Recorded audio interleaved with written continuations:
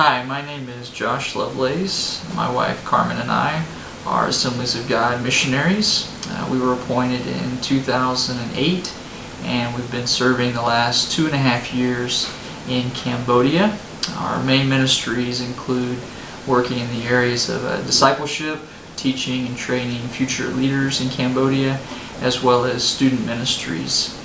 Prior to our ministries here in Cambodia, we were serving in the United States, and we were on staff as youth pastors and associate pastors in Springfield, Missouri. I'd just like to say thank you to Dr. Clancy at Southwestern Assemblies of God University for this opportunity to share a few thoughts about leadership, as well as a few things that we've learned about leadership in missions while we've been serving in Southeast Asia.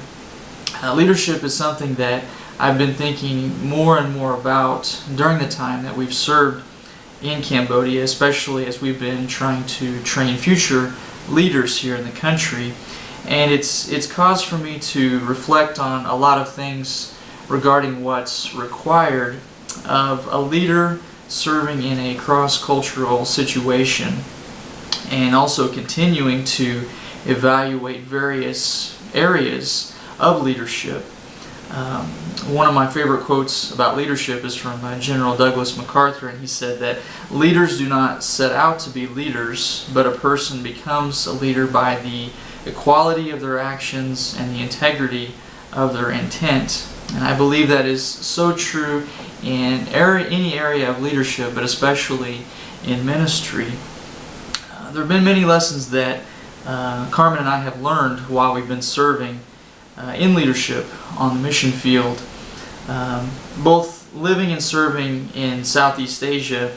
are totally different from our previous ministry experiences while we were in the United States.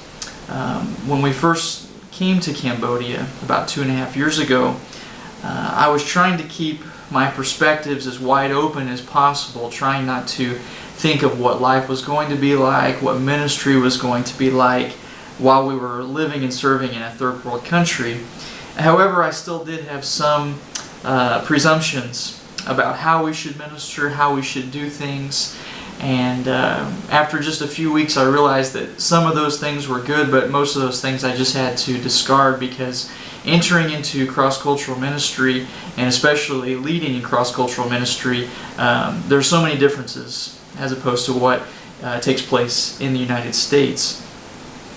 During our first few months in our first term, I really spent as much time as possible visiting with the veteran missionaries, those who had served a number of years in Cambodia, and tried to meet with them and just pick their brains about ministry, but also about what we need to do in leadership as we were preparing to train future leaders. And I began to talk to them about some of the presumptions and ideas that I had about ministry in Cambodia. And quickly I learned that for a missionary, the first term is not just about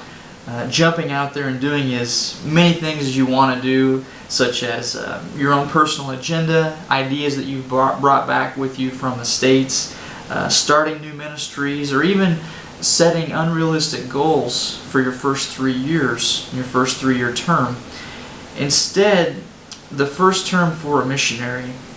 it must be about not so much leading, but becoming a follower and a student of those who know their way around, those who have been on the field and understand what it's like, and working with the veteran missionaries, learning from them so that in due time you can understand more, so that by your second term you can really be in a good place of leadership. Unfortunately, before we arrived in Cambodia, there were some missionaries who came to Cambodia who had a lot of ideas about what they could do, and a lot of the ideas were Western ideas and thoughts about how they've led before in churches that were good ideas that worked in America. But quickly they realized that they were starting to have struggles because they were competing with the reality of serving in a cross-cultural situation with Western ideas about leadership.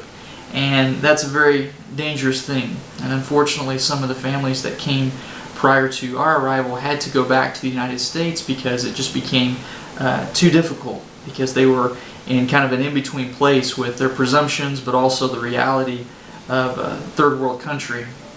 Having said that, I didn't put myself in a box and just resign from making comments and just sit back and just wait for things to happen.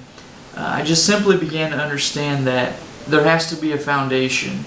to understand how we serve as leaders in a cross-cultural setting, and especially a challenging one like Cambodia. And I quickly learned that really stepping back is definitely a good approach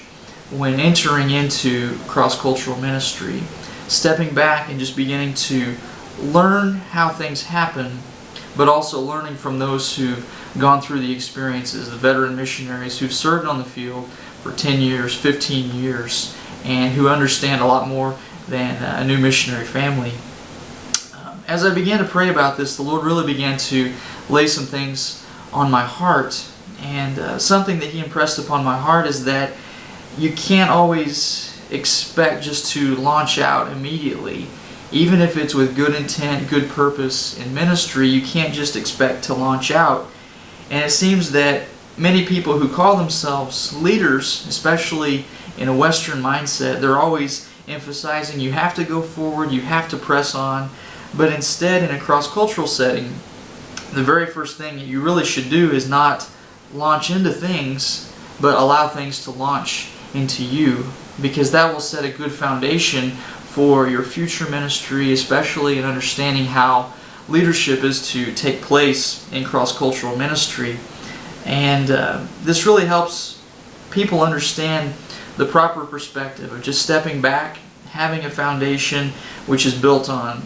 veteran missionaries who've led, who've understand how leadership works. And this was something that God really just put on my heart as we came in our first few months in Cambodia, that our first term was not just to be about launching out and doing all these new things, but to really understand how things can launch into us and lay a good platform and foundation for our future ministry, so that we can first understand what leadership is and then be able to train others to be future leaders here in Cambodia.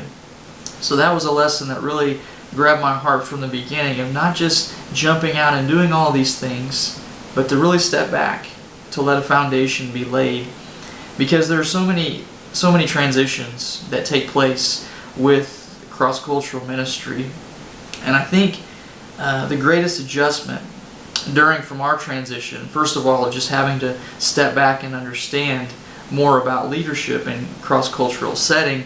but was really just to allow myself to be really reprogrammed and rewired, because I kept thinking so much in a Western mindset, but not thinking of how things are different, even day-to-day tasks in a cross-cultural setting like in Cambodia. And many missionaries, they won't tell you this. Even veteran missionaries won't tell you how you go through this process of having to learn everything all over again, and really how humbling, extremely humbling it can be, even scary, to the point of just thinking so much from a mindset of Westerner, but being in this new context, and you have these conflicting mindsets, these conflicting attitudes, and you really can become frustrated very quickly, but it's also very humbling as you're trying to readjust.